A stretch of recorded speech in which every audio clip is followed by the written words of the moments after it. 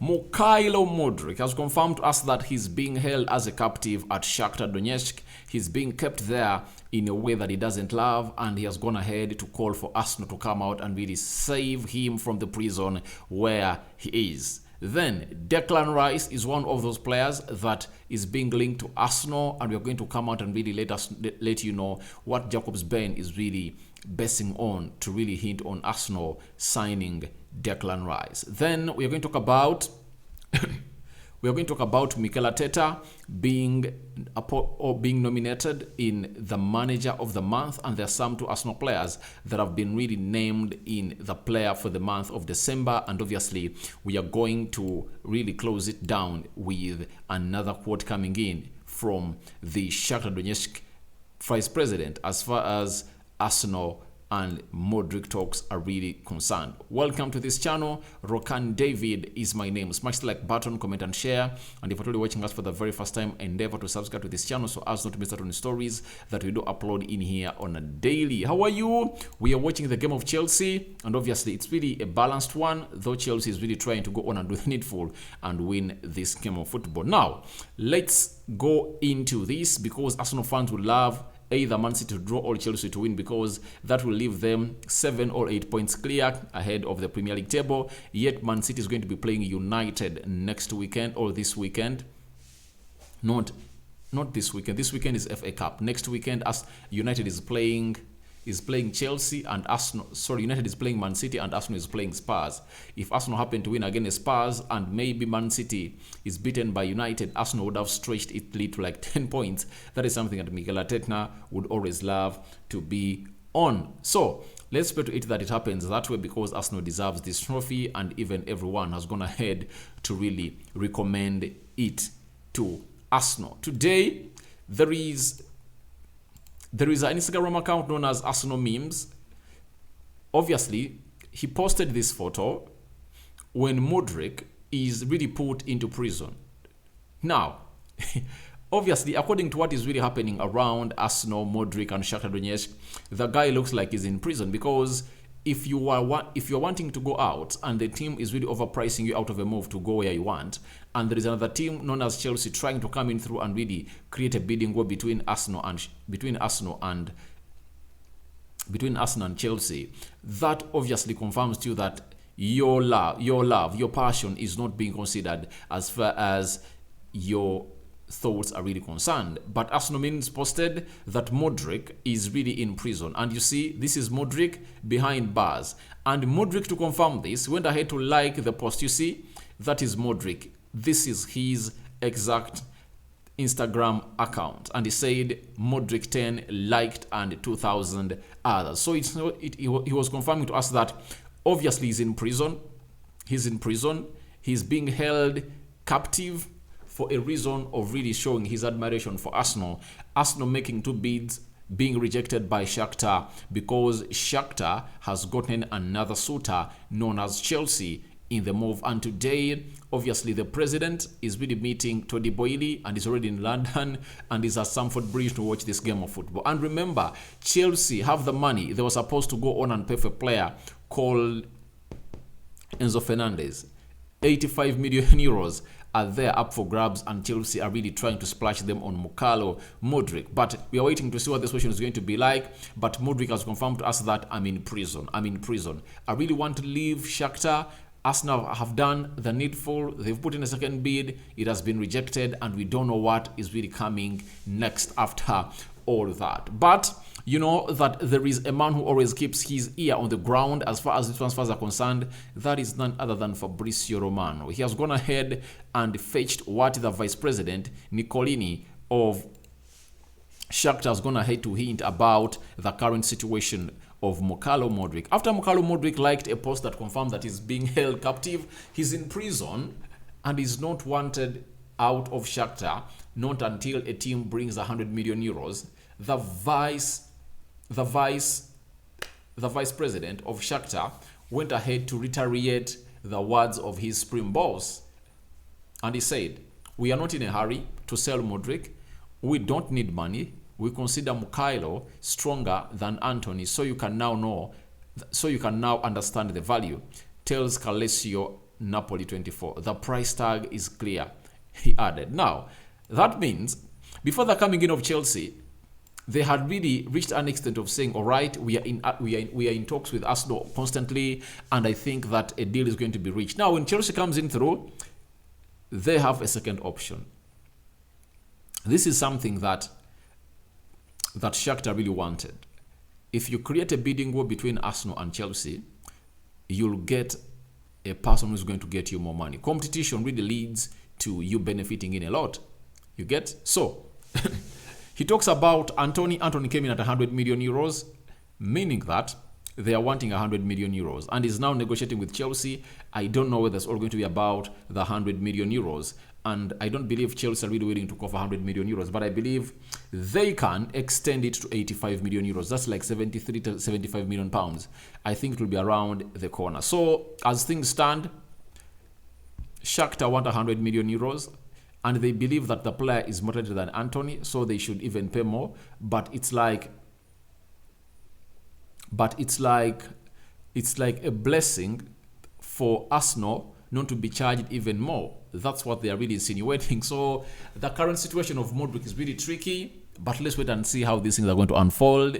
Let us wait and see what's going to come out from the meeting that is going to be held by the president of Shakhtar and the chairman of Chelsea, known as Tony Boyle, in London today, because that is really going to give us the next step or the next huge step that we are going to go on and really take on as follows. So as things stand, it's 100% clear. Shakhtar want 100 million euros. Mudryk sees this as something unrealistic because just 6 months ago, they wanted 50 million euros. Right now, they want 100. How come the price has gone ahead to multiply by 2 in a space of 6 months? Because he has gone ahead to score 3 goals and 4 assists in the Champions League. That is unbelievable. You can't sell a player like Mudryk at that amount of money, and we're waiting to see what resolution are Arsenal going to take. And this is why I've always told Arsenal fans that if at all I'm Arsenal right now, I go in for a player known as João Felix. I go in for that loan deal because looks like for Mudryk, it's not going to be possible for them to go out and spend that amount of money, because if you spend 100 million euros on Mudryk and you miss out on the trophy, everyone is going to judge you for not having spent that money appropriately, because there are players that can come in and give you more than Mudryk gives you. Look at João Felix. He can play as a right winger, left winger, central attack midfielder, and a centre forward. That is Mudryk for you. So I believe there is a lot in João Felix, who is available on loan, than Mudryk. And Arsenal also needs midfielders. If that 100 million euros is available, which I know that money is available, I believe Arsenal should go on, sign in an attacking midfielder, Yuri Tielemans at like 15 million pounds, get in Danilo, 30 million pounds, that is like 45 million pounds, get in João Felix, that deal will cost like 15 million pounds, that is 60 million pounds. They are left with 40. I think in that 40 they can improvise and get in Mohamed Kudus or any other right attacking player. Maybe they can even get in this Madrid guy, this guy from Madrid, that really whose contract is going to be running out in the summer. Marco Asensio. I believe you add Marco Asensio, Tielemans, Danilo, and João Felix to that Arsenal side. No one would put them out of winning the trophy.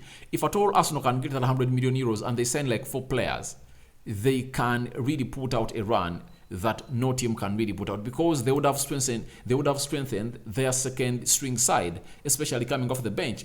Imagine the game of Newcastle.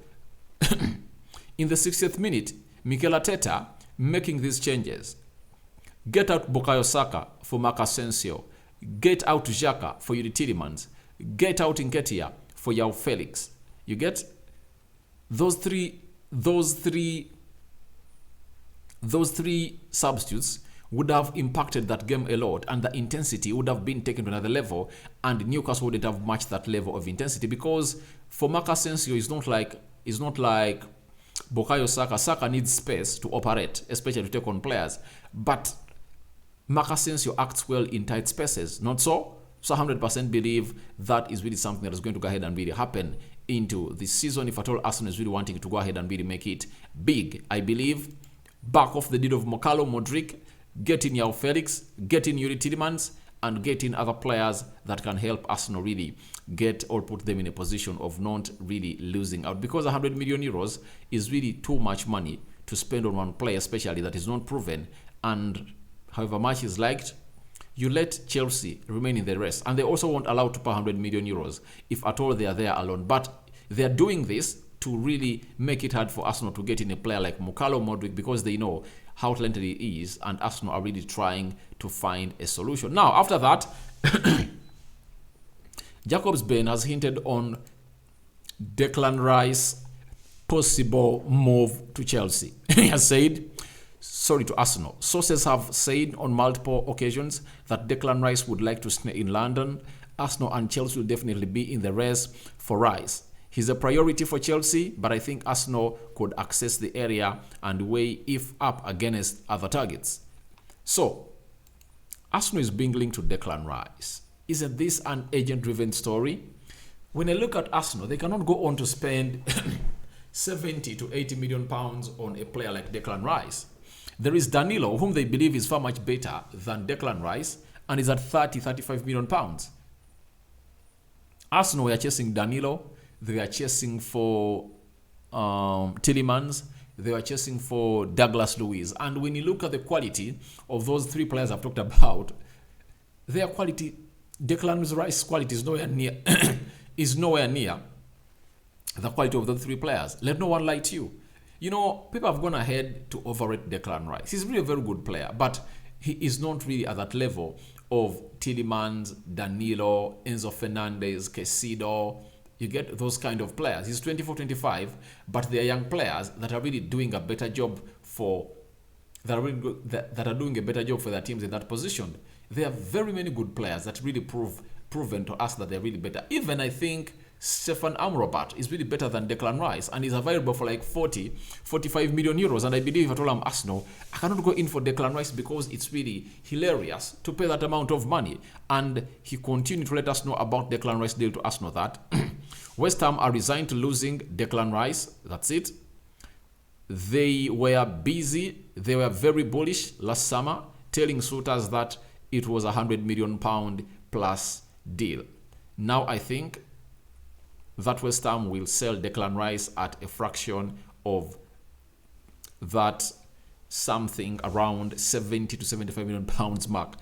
I believe it's even going for less, at like 60, because Declan Rice doesn't want to renew his contract. If at all they don't sell him in the summer, he really move out on the free. That's it. Every time he stays there without being given what he wants, and what he wants is leaving early enough, then that will really call for depreciation and more money will be gotten from the player. So I believe Declan Rice is a variable, but I don't believe Arsenal are going to sign Declan Rice. No way. I believe Mikel Arteta has more to really sign than Declan Rice. And there is no way you tell me that Declan Rice fits what Arsenal really wants. I believe he doesn't really suit what Arsenal really wants, and Arsenal really looking at players like Danilo, Tielemans, Caicedo, Savic, and very many other players coming in from different areas of the world. And with the coming in of Sambi Lokonga, I believe Arsenal are not really looking at a player like him. Look at the Benanka, the Algerian playing for AC Milan, the Tinalis. Those are the players that we've seen Arsenal chase in this entire recently concluded summer. So that shows you Declan Rice is nowhere near a choice. But for Chelsea, he might join Chelsea because Chelsea are really fighting for their lives. After missing out on Enzo Fernandez, maybe in the summer they'll go out for Declan Rice. Now, when you look on your screen, that is Mikel Arteta and other three managers nominated for the manager of the month of December. We're having Arteta, Frank of Brentford, Eddie Hoy of Newcastle, and this guy of Liverpool known as Jurgen Klopp. All right. And I believe Mikel Arteta might emerge the winner out of these three. And lastly, we are having player of the month. Casemiro, Manchester United. Erling Haaland, Man City. Ben Mee, that is Brentford. Martin Odegaard, the Arsenal captain. João Palhinha, Fulham. Marcus Rashford, Man United. Bukayo Saka, Arsenal. Kylian Trippier, Newcastle. But I believe no one put out a performance like that of Martin Odegaard. That's it. Odegaard played 2 games in December. He created 2 goals in the game of West Ham, and he was involved in 2 goals in the game of Brighton. Meaning that in 2 games, he has a goal involvement of 4. Marcus Rashford scored 1 against Wolverhampton Wanderers, scored 1 against Nottingham, and created 1. 3 goal involvement. So I believe the war is going to be between Odegaard and Marcus Rashford. For Erling Haaland, he went ahead to really score, I think, was it 3 goals? He scored 2 against Leeds and 1 against... He scored 2 against Leeds and 1 against, is it Everton? So, 3 goal involvements. And I believe it's either going to Martin Odegaard or Martin Odegaard, Marcus Rashford. Let's wait and see how people are going to vote for the player of the month of December 2022. So guys, your thoughts on Mudryk calling on Arsenal to save him from prison are welcome in the comment section below. Do you think Arsenal are really going to go ahead and make a 3rd bid because the 2nd bid has been rejected and the club has restated its words that we want 100 million euros? Would you fancy Arsenal to pay 100 million euros for Mudryk, or you would love to see Arsenal spending 100 million euros on like 4 players in this January transfer window? Which is which, and what would you love to see? I sign out for now. See you later. May the Almighty Lord bless you abundantly, and good night.